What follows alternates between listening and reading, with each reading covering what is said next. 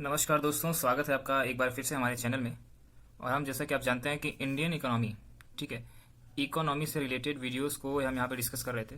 और इसमें से ढेर सारे वीडियोस पहले भी हमारे चैनल पे आ चुके हैं। अभी तक अगर आपने उनको नहीं देखा है इकोनॉमी के वीडियो तो जा करके देखिए। और आज हम जो शुरू करने वाले हैं वो आपका पावर्टी, ठीक है, इसको आप गरीबी के नाम से हिंदी में जानते हो। तो हम यहाँ पे डिस्कस करेंगे कि आखिर ये गरीबी है क्या, इंडियन इकोनॉमी में जो भी रिफॉर्म्स होते हैं या फिर जो कानून बनते हैं वो हमारे देश में गरीबी का मूल्यांकन किस तरह से करते हैं या फिर उनका क्या इम्पैक्ट पड़ता है, ठीक है, और हम लोगों को गरीबी से कैसे हम ऊपर ला सकते हैं, ठीक है, बिलो पावर्टी लेवल से कैसे हटा सकते हैं। और कुछ रिपोर्ट के बारे में डिस्कस करेंगे कि समय समय पे जो लोगों ने रिपोर्ट दिया है। और लास्ट में डिस्कस करेंगे कि कॉज क्या है इंडिया में पावर्टी का, ठीक है। तो हम आज़ादी के पहले और आज़ादी के बाद दोनों का डिस्कशन करेंगे। तो टू द पॉइंट फैक्चुअल बात करेंगे। यहाँ पे सारी बातें ऐसी होंगी जो कि परीक्षा के एग्जाम के लिहाज से महत्वपूर्ण हो, ठीक है, चाहे वो आपका थ्योरेटिकल एग्जाम हो, चाहे आप कोई बोर्ड एग्जाम अगर दे रहे हो, वहाँ पे इस तरह के प्रश्न पूछे जाए तो उसको भी आप आंसर दे सकें, या फिर इंडियन सिटीजन होने के नाते आपको जो चीज़ें जानी चाहिए उस बात को भी आप जानेंगे। तो शुरू करते हैं आज का वीडियो। तो सबसे पहले मैं एक वर्ड से स्टार्ट कर रहा हूँ, वर्ड पावर्टी क्लॉक, ठीक है। तो वर्ड पावर्टी क्लॉक जो है वो बताती है, वो एस्टिमेट करती है कि कोई किसी भी देश में, ठीक है, किसी पर्टिकुलर वर्ल्ड के किसी पर्टिकुलर एरिया में किस लेवल तक पावर्टी है या फिर इसको दूर करने के लिए क्या कुछ किया जा रहा है। तो वर्ल्ड पावर्टी लेवल की 2017 के रिपोर्ट के अनुसार, इन 17-18 की रिपोर्ट के अनुसार इंडिया में हर मिनट में 44 आदमी आपका बिलो पावर्टी लेवल से ऊपर जा रहा है, ठीक है।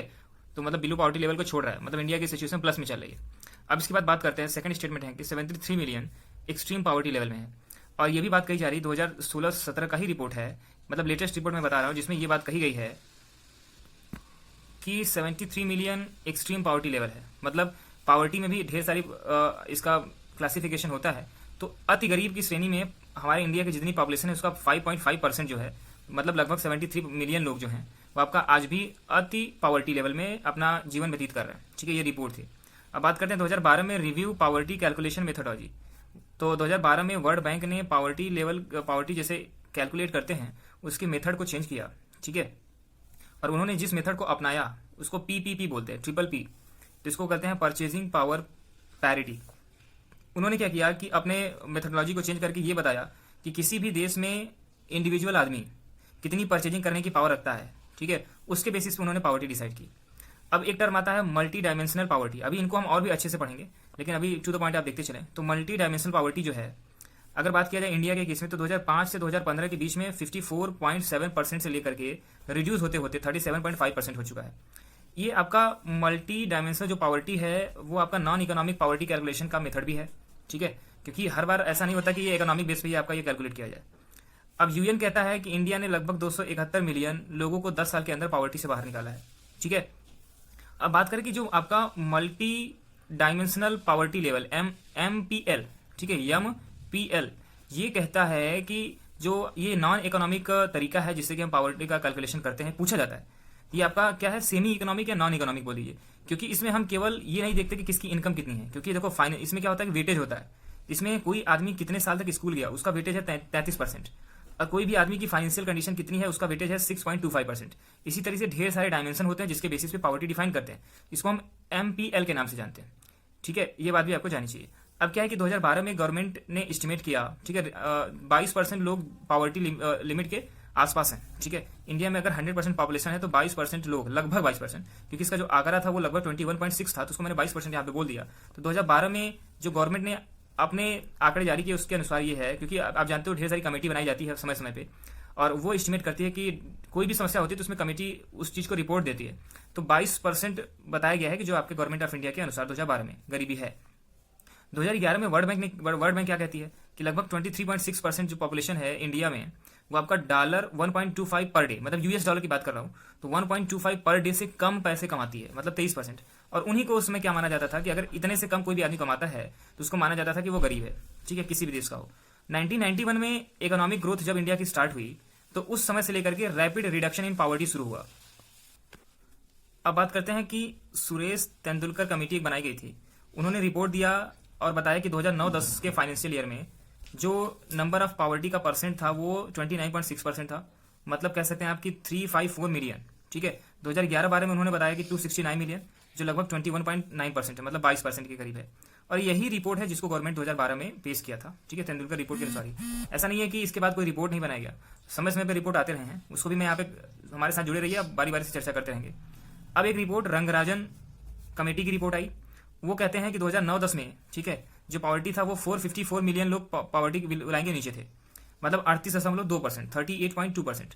तो ये थोड़ा सा सोचने वाली बात हो गई कि किसको माना जाए, किस कमेटी के चीज़ों को माना जाए, क्योंकि जो वर्ल्ड बैंक है उसका जो है वो आपका सुरेश तेंदुलकर कमेटी की रिपोर्ट के साथ जाता है, तो इसलिए हम इसको ज़्यादा मानते हैं, ठीक है। लेकिन इसमें बात ये होती है कि कौन से स्टैटिस्टिक्स के लिए आपके फैक्टर लिए गए हैं, ठीक है। फैक्टर के हिसाब से आप बता सकते हो कि कोई कमेटी जो रिपोर्ट देती है।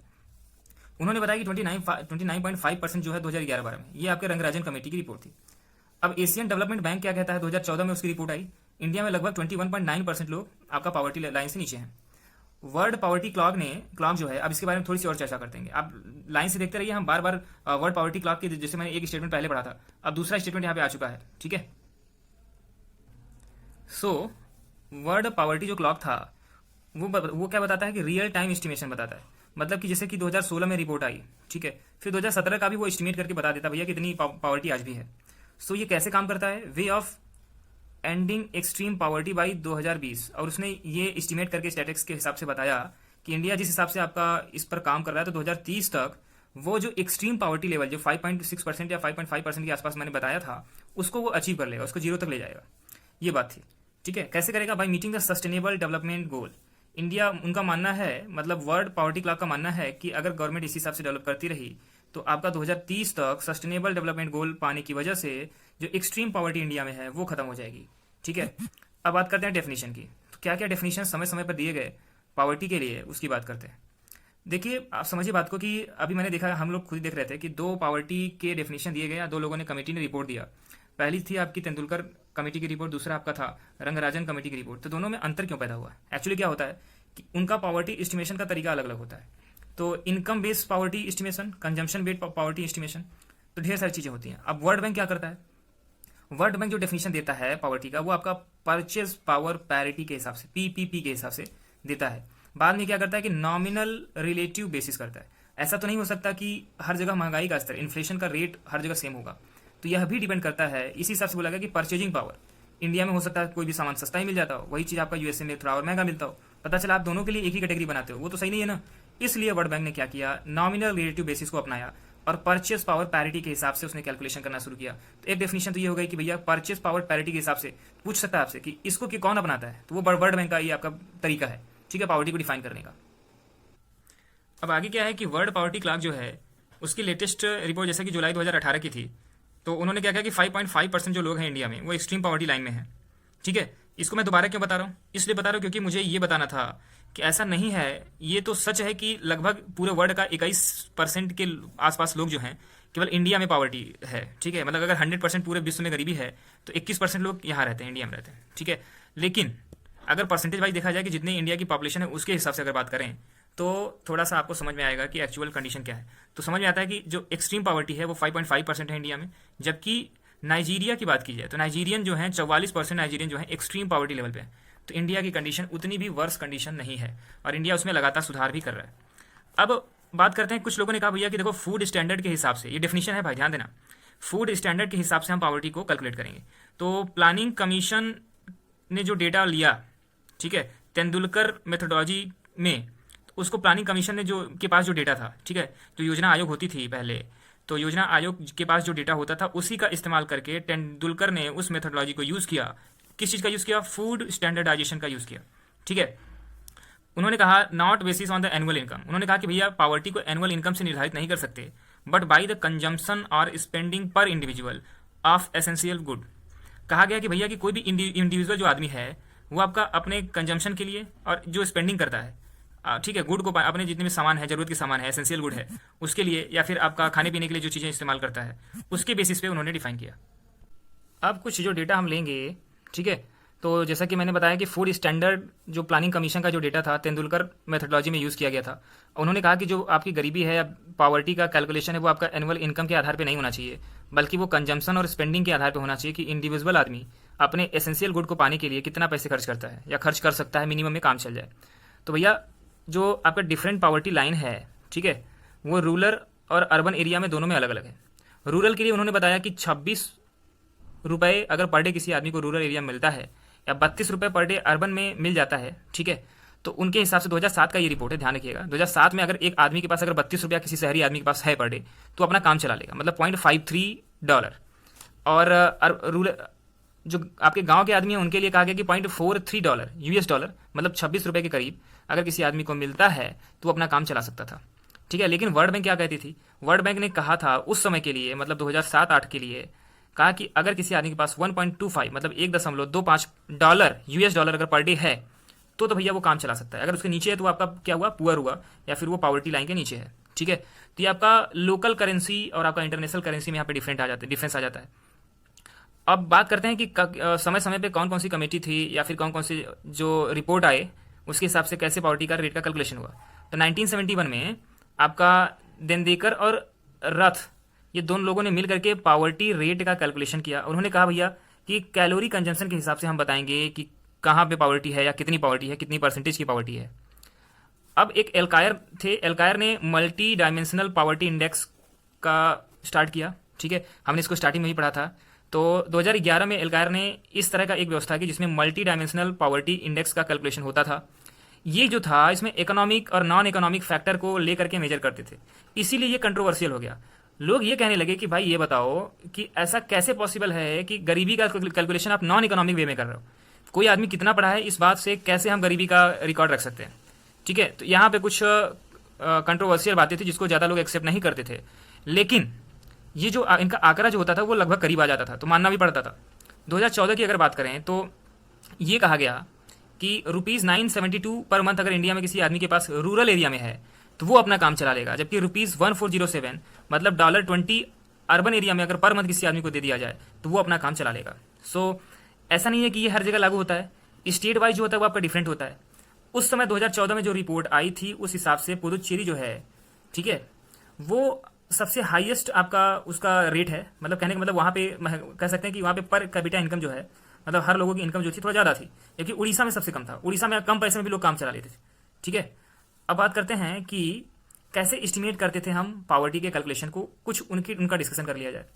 उसमें से जो पहला है, ठीक है, तो हम बात करते हैं कि अपने जब हमारा देश आज़ाद हुआ उससे पहले के कैलकुलेशन से स्टार्ट करेंगे। सो जो एस्टिमेशन है उसमें यह है कि जब हमारा देश कॉलोनियल एरा में चल रहा था, मतलब ब्रिटिश शासन के अंतर्गत था, तो उसमें पॉवर्टी जो है, अगर मैं 1880 से 1920 तक की बात करूं तो लगातार पॉवर्टी बढ़ी है, न कि घटी है। इसके पीछे का रीजन क्या है आपसे पूछता है तो एक लाइन में रीजन जान लो। डी इंडस्ट्रियलाइज्ड मतलब डी इंडस्ट्रियलाइजेशन, मतलब औद्योगिकरण का जो विपरीत होता है, मतलब हमारे जो भी उद्योग थे, क्योंकि हथकरघा उद्योग हो गया आपका, जो आपके स्मॉल इंडस्ट्री थी, छोटी मोटी इंडस्ट्री थी, कहीं पे कोई लोग आपका लोहा वगैरह का कारखाना चलाते थे, ठीक है, मतलब कि आभूषण बनाते थे या फिर औजार बनाते थे, तो उन सारी चीज़ों को ब्रिटिश ने क्या किया कि कच्चा माल ले जाते थे ब्रिटेन और वहाँ से ले आकर के इंडियन मार्केट में फेंक देते थे। तो यहाँ पे जो आपका कारखाने हैं या फिर इंडस्ट्रीज थी उसको पूरा खत्म कर दिया उन्होंने, उन्हें डी इंडस्ट्रियलाइज कर दिया। यही एक वजह रही कि वहाँ पे लोग जो लोग थे या फिर जो उसमें लोग काम करते थे उनके पास कोई नौकरी नहीं रह गई, तो वो धीरे धीरे गरीब होते चले गए।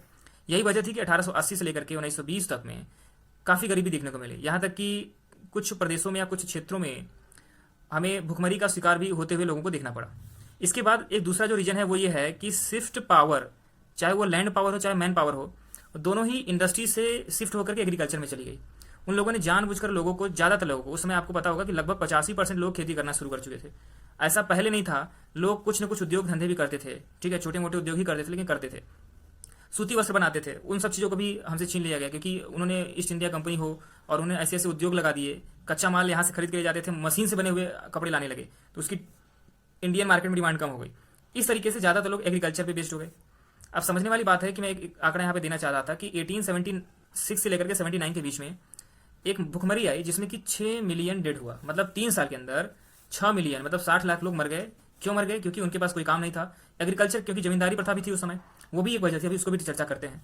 और उस समय जो लेबर था, अगर मान लीजिए कि डेली मजदूरी करता था तो ₹7 पर ईयर कमा पाता था, मतलब एक साल में ₹7 कमा पाता था। उसको अपनी महंगाई को कवर करने के लिए, इन्फ्लेशन को एडजस्ट करने के लिए, अपने घर के खर्च को कवर करने के लिए एक एवरेज आदमी को, एवरेज परिवार को कितना चाहिए था? 23.9 रुपया इंडियन रुपी पर ईयर उस समय के हिसाब से। अब बताइए ₹7 कमाता है, लगभग ₹24 कहाँ से लाएगा? तो सीधी सी बात है कि भैया फेमाइन आना था, भुखमरी आनी थी और लोगों का मरना तय था, पॉवर्टी का बढ़ना भी तय था। सो हाई इंटेंसिटी ऑफ पॉवर्टी देखने को मिल रही थी उस समय। अब समझिए आपकी जमींदारी जो प्रथा थी, कहीं ना कहीं ये भी जिम्मेदार थी हमारे उस समय के लोगों के गरीबी के लेवल को बढ़ाने के लिए। गरीबी का स्तर क्यों बढ़ा, उसके पीछे जमींदारी प्रथा भी एक बहुत बड़ी प्रथा थी। इसमें टैक्स का जो रेट था ना, आज तो आप देखते हो कि भैया जीएसटी लगा लगा के इनकम टैक्स पे भी छूट दी जा रही है, कई तरह के आपके उस एस्टिमेट बनाए गए हैं, ठीक है। अगर आप 5 लाख कमाते हो तो आपको देने नहीं है। उसमें ऐसा कुछ नहीं था। उस समय स्थिति इतनी दयनीय थी कि अब जितना भी, उनसे नहीं मतलब है कि आप एग्रीकल्चर कैसे करते हो, लेकिन जितना भी होएगा उसका आपका एक बड़ा हिस्सा उनको देना पड़ता था। कभी आपका 50%, कभी 2/3, 2/3 देना पड़ता था, कभी 1/3 देना पड़ता था। पता चला कि आपका फसल बेकार हो गया तो भी आपको देना पड़ता था। तो ये समस्या थी। सो lower the income of the labour, मतलब लेबर जो थे या फिर जो कृषक थे, जो वहाँ पे किसानी करते थे, फार्मर्स थे, उनका जो इनकम था काफ़ी कम था और टैक्स बहुत ज़्यादा था। ये जमींदारी प्रथा के अंतर्गत बात कर रहा हूँ। सो अब बात करते हैं, थोड़ा सा शिफ्ट होकर 1936 में आते हैं और नेशनल प्लानिंग कमेटी जो बनी थी, ठीक है, 1936 में, उसमें इंडिया के जो प्रतिनिधित्व था उनको भी कुछ प्रतिनिधित्व दिया गया था, लेकिन उसमें चीटिंग ही की जाती थी, वो अपने हिसाब से ही चलाते थे। और इसका जो डिस्कशन है, जवाहरलाल नेहरू ने अपने बुक डिस्कवरी ऑफ इंडिया में इसकी चर्चा की है। और उन्होंने बताया कि जो पॉवर्टी ऑफ यूनाइटेड इंडिया है, क्योंकि उसमें पाकिस्तान भी, बांग्लादेश भी भारत का हिस्सा था, तो जो पॉवर्टी का लेवल था वो काफ़ी हाई था, बहुत ज़्यादा था। अब उस समय लोग पॉवर्टी को क्या बोलते थे, कैसे इन लोगों ने, इस कमेटी ने रिपोर्ट बनाई थी कि इंडिया में, नेशनल प्लानिंग कमेटी ने कैसे ये एस्टिमेट किया कि इंडिया में गरीबी का लेवल क्या है।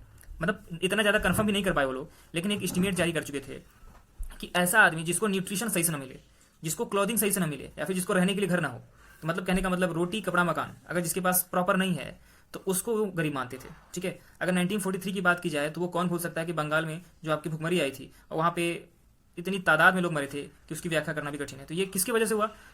इसकी वजह केवल एक ही थी कि जो आपका पावर्टी लेवल था वो बढ़ता चला गया था, ठीक है, डी इंडस्ट्रियलाइजेशन की वजह से। अब बात करते हैं, एक आपका मैकडोनल्ड साहब थे। मैकडोनल्ड साहब, सर मैकडोनल्ड ने 1900 ईस्वी में, उन्होंने अपने बुक में लिखते हैं वो कि people died like flies. India के संदर्भ में बात किया कि लोग कीट पतंगों की तरह मर रहे हैं, मतलब इस तरह की बुरी सिचुएशन थी।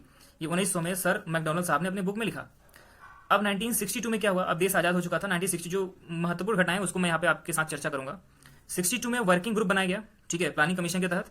उसमें उन्होंने पावर्टी लाइन को सेट किया और उन्होंने सेट किया कि ₹20 पर मंथ कोई कमाता है तो वो आपका पुअर नहीं होगा, उससे नीचे वाला पुअर होगा। और इसकी वजह से लगभग एस्टिमेशन जो जाता था वो आपका 50% प्लस जाता था, प्लस 50% मैं लिख देता हूँ यहाँ पे। 1970-80 के रिपोर्ट के अनुसार इस बीच में क्या हुआ, 1971 में, मैंने जैसा पहले भी बताया था आपको, दांदेकर और रथ, इन दोनों लोगों ने मिलकर के एस्टिमेट जो जारी किया वो ये था कि 22.6 रुपीज पर मंथ किसी को मिलता है तो वो आपका गरीब नहीं है, ठीक है। उस समय आपका इनकम बेस पे ही होता था, ये भी इनकम बेस पे हुआ। वर्किंग प्लानिंग जो ग्रुप आया वो भी इनकम बेस पे हुआ। 79 में एक टास्क फोर्स बनाया गया और उन्होंने क्या किया कि अकाउंट किया कैलोरी रिक्वायरमेंट के हिसाब से।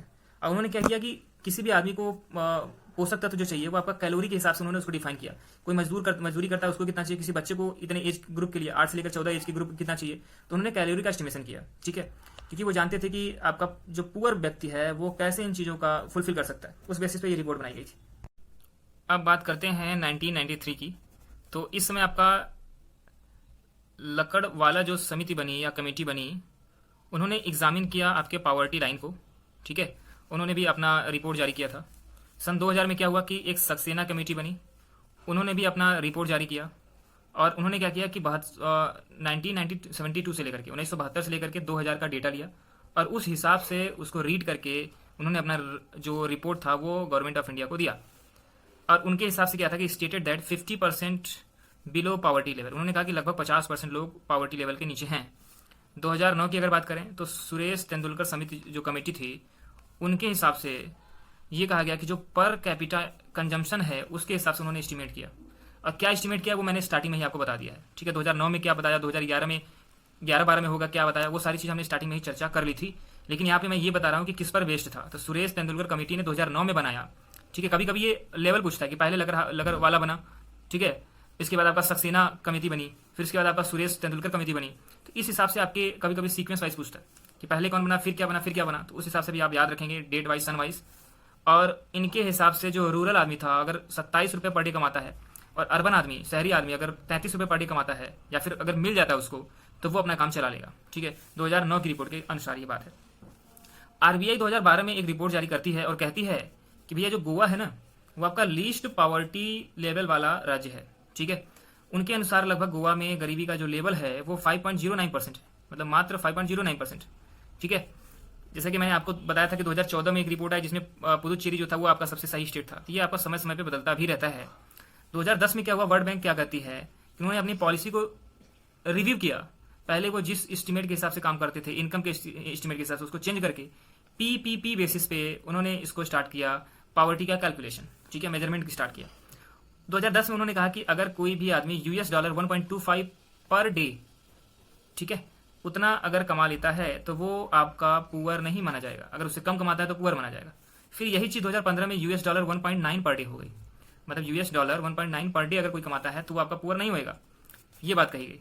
अब बात करते हैं कि जो रंगराजन कमेटी बनी थी, तो 2014 में उन्होंने जो रिपोर्ट दिया उसके based on the per capita consumption, तो वो किस पे बेस्ड था, पर कैपिटा कंजम्पशन पे बेस्ड था, कंजम्पशन प्लस एक्सपेंडिचर पे। ध्यान रखिएगा, कंजम्पशन प्लस एक्सपेंडिचर मतलब कितना कंज्यूम कर रहे हो, कितना पैसे खर्च कर रहे हो, उसके बेसिस पे आपका कमेटी ने अपना रिपोर्ट जारी किया था। और उन्होंने कहा भैया कि अगर कोई भी आदमी 972 पर मंथ अगर रूरल एरिया में कमाता है तो ठीक है, 1407 रुपया पर मंथ कमाता है तो ठीक है, उसके नीचे आपका गरीब आदमी। वर्ल्ड बैंक 2017 की अगर बात करें तो उसके उन्होंने क्या किया, अपने रिपोर्ट को थोड़ा सा और मॉडिफाई किया। उन्होंने कहा कि उन्होंने पूरे देश की, पूरे वर्ल्ड की कंट्री को 2 पार्ट में डिवाइड किया, एक पार्ट और 2 पार्ट। पहले पार्ट को उन्होंने क्या कहा, कहते हैं कि लोअर मिडिल इनकम वाले कंट्री, जिनकी जो इनकम है लोअर मिडिल इनकम है। दूसरा है आपका अपर मिडिल इनकम, तो इंडिया जो है आपका उसको लोअर मिडिल इनकम ग्रुप में रखा 2017 में वर्ल्ड बैंक ने। और उनके लिए ये निर्धारित किया गया कि अगर उस देश का कोई आदमी 3.2 डॉलर यूएस डॉलर अगर पर डे, 3.2 यूएस डॉलर अगर पर डे कमाता है तो वो आपका पुअर नहीं होगा, उसके नीचे वाला पुअर होगा, ये बात कहेगी। अपर मिडिल इनकम के लिए 5.5 पर डे कहा गया, ठीक है। अब थोड़ी सी बात करते हैं semi economic measure of the poverty. कुछ ऐसे भी पॉवर्टी के एजम्पशंस देखे गए जो कि आपका सेमी इकोनॉमिक थे, मतलब पूरा पूरा आर्थिक तौर पे वो आपका बेस्ड नहीं था, उसमें कुछ ऐसे भी फैक्टर लिए जाते थे जो आपका इकोनॉमी पे नहीं था, जैसे एजुकेशन लिया गया, अभी मैं बताता हूँ। तो इसी तरह का एक जो आपका मेजरमेंट है वो है multi dimensional poverty index MPI। और इसी ने क्या किया कि इसने ढेर सारे फैक्टर लिए, 1 2 3 4 ढेर सारे फैक्टर लिए और डायमेंशंस लिए, इसको डायमेंशन बोला, 1 2 3 4 इस तरह से डायमेंशन लिया। तो उन्होंने पहला डायमेंशन जो लिया वो एजुकेशन लिया, उन्होंने 33% बताया एजुकेशन का वेटेज। इनकम का वेटेज उन्होंने मात्र 6.2% रखा। ये 33% वेटेज एजुकेशन का उन्होंने बताया, कहा कि अगर कोई भी आदमी के पास पैसे हैं तो वो कितना पढ़ पाता है, कितने साल तक पढ़ाई की है, जैसे कि किसी ने 10th पढ़ा है, किसी ने 12th पढ़ा है, किसी ने कक्षा 8 की पढ़ाई के बाद छोड़ दिया क्योंकि उसके पास पैसे नहीं रहेंगे तो नहीं पढ़ा होगा। तो इनका ये मानना था, उस हिसाब से 33% वेटेज एजुकेशन को दिया, क्योंकि ये आपका इकोनॉमिक मेजरमेंट नहीं है, ये आपका सेमी इकोनॉमिक बन गया, क्योंकि इकोनॉमिक के अलावा भी फैक्टर थे। इनके हिसाब से इंडिया का जो आपका मल्टी डायमेंशनल पॉवर्टी इंडेक्स आया वो आपका कितना आया, 53.7% आया, ठीक है, जिस समय उन्होंने रिपोर्ट तैयार की थी। बाद में ये आपका लेवल जो था वो आपका लगभग 37% की पास आ चुका था, लेकिन जब इन्होंने रिपोर्ट बनाई उस समय आपका 53.7% था। तो ये जो चेंज आया सबसे स्टार्ट कब से किया था, 2005 से। तो 2005 में इन्होंने 53.7% बताया, लेकिन कम होते होते 2015 तक 37% पे आके रुका, ठीक है।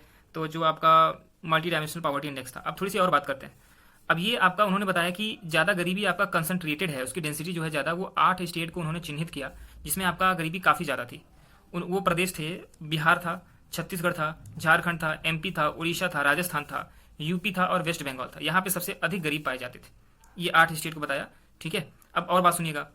अब जो है वो आपका केरला जो है वो आपका इनके एस्टिमेशन के हिसाब से सबसे मिनिमम जो है यहाँ पे गरीबी देखने को मिली, ठीक है, मतलब ओनली 15% लोग यहाँ पे गरीब देखने को मिले, ठीक है, उस समय। और अब बात करते हैं कि कुछ कॉज, ठीक है, कारण क्या देखे गए गरीबी के, ठीक है, उसको मैं लगातार आपको बताता हूँ, उसको आप समझिएगा। पहला तो रहा कि रैपिड राइजिंग पॉपुलेशन, जो जनसंख्या का तेजी से वृद्धि हुई, जनसंख्या विस्फोट के नाम से जिसको जानते हैं, एक वह भी वजह रही हमारी गरीबी का, ठीक है। दूसरा आपका लो प्रोडक्टिविटी इन एग्रीकल्चर, एग्रीकल्चर में जो प्रोडक्टिविटी, क्योंकि हमारे देश की ज़्यादातर जनसंख्या 50% प्लस जनसंख्या जो है आज भी एग्रीकल्चर पे बेस है, लेकिन इसका जो इनकम है वो काफ़ी कम है, ठीक है। अब बात करते हैं कि जो अंडर यूटिलाइज्ड रिसोर्स, हमारे पास जो नेचुरल रिसोर्सेज हैं या फिर जो भी संसाधन हैं, चाहे कृषि संसाधन हो चाहे इंडस्ट्री लेवल पे हो, हम उसका प्रॉपर यूटिलाइजेशन नहीं कर पा रहे हैं, हम आज भी अंडर यूटिलाइज्ड तौर पे जी रहे हैं। एक ये भी वजह हो सकती है कि हम गरीब हैं, ठीक है। जैसे लोग आपके बेरोजगार हैं, जबकि हो सकता है कि रोजगार का सृजन, ठीक है, किया जा सके। सो लो रेट ऑफ इकोनॉमिक डेवलपमेंट, जो इकोनॉमिक डेवलपमेंट है, जो आपका जिस तरह से इकोनॉमिक ग्रोथ करनी चाहिए उसका रेट कम है, ये एक वजह हो सकती है। प्राइस राइज अनएम्प्लॉयमेंट, अब चीज़ों का जो इन्फ्लेशन रेट है वो बढ़ता चला जा रहा है, चीज़ों के रेट बढ़ते चले जा रहे हैं, एम्प्लॉयमेंट बढ़ता चला, अनएम्प्लॉयमेंट बढ़ता चला जा रहा है, एम्प्लॉयमेंट है ही नहीं, कम हो रहा है, क्योंकि जैसे जैसे टेक्नोलॉजी बन रही है तो आपका जो लेबर है वो आपका टेक्नोलॉजी के साथ तो आ नहीं रहा है, इसकी वजह से हमें स्किल्ड लेबर की जरूरत पड़ रही है, जो कि अभी उसका उतना ग्रोथ नहीं है। इस वजह से क्या हो रहा है कि अनएम्प्लॉयमेंट जनरेट हो रही है, शॉर्टेज ऑफ कैपिटल। कोई भी आदमी एंटरप्रेन्योर कोई होता है, उसको अपना एक नया बिजनेस शुरू करना है छोटा मोटा, उसके लिए उसको कुछ कैपिटल चाहिए। वो पैसे की कमी की वजह से भी आपका आदमी गरीब है, ये भी हो सकता है। 10 लोग को रोजगार मिलेगा अगर छोटा मोटा उद्योग चलेगा तो। एक फैक्टर पॉलिटिकल फैक्टर हो सकता है, मतलब पॉलिटिक्स के लेवल पे जो काम होना चाहिए शायद वो नहीं हो पा रहा है, उसकी वजह से आपका पॉवर्टी है। लास्ट में एक आपका सोशल फैक्टर आता है। सामाजिक फैक्टर से मतलब सोशल फैक्टर से मतलब ये है कि जैसे कि मान लीजिए भूमिहीन किसान है, तो उनको मजबूरी में क्या करना पड़ता है कि कम पैसे में ही काम चलाना पड़ता है। फिलहाल गवर्नमेंट इस पर जोर दे रही है, लेकिन यहाँ पे मैंने पॉवर्टी को डिफाइन कैसे करते हैं, उसका रीजन क्या है, एक अभी वीडियो बनेगा जिसपे हम बात करेंगे कि गवर्नमेंट के कौन कौन से प्रोग्राम है जो कि पॉवर्टी को दूर करने के लिए चला रही है। तो ये फर्स्ट वीडियो था। अगर आपको कोई भी अभी भी कोई चीज में कोई डिस्क्रिप्शन में पढ़ना है, डिटेल में पढ़ना है, डिस्क्राइब करके पढ़ाना है, तो आप कमेंट सेक्शन में बताइए, उसको हम जरूर कोशिश करेंगे। धन्यवाद।